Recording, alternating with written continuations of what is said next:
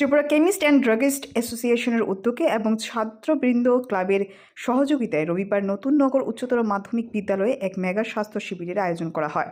এই স্বাস্থ্য শিবিরের উদ্বোধক হিসাবে উপস্থিত ছিলেন প্রাক্তন বিধায়ক ডক্টর দিলীপ দাস। এই ধরনের সমাজ সেবামূলক কাজের জন্য উদ্যোক্তাদের অভিনন্দন জানান তিনি। এই জাতীয় সমাজসেবামূলক যে কাজ সর্বদাই স্বাগত।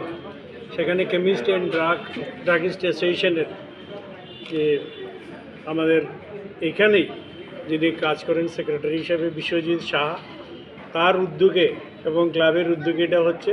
তো এই জাতীয় সেবামূলক কাজ যেখানেই হয় সেখানেই আমি যাই। আমার পাশে আমাদের মণ্ডল সভাপতি আছে। আমরা চাইছি, চেষ্টা করছি সব জায়গায় মানুষের কত রকমের সুযোগ সুবিধা সেবামূলক কাজ করা যায়।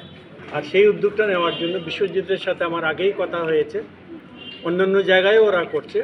তো আজকের এই যে উদ্যোগটা নিয়েছে তার জন্য তাদেরকে আমি অনেক অনেক ধন্যবাদ জানাই।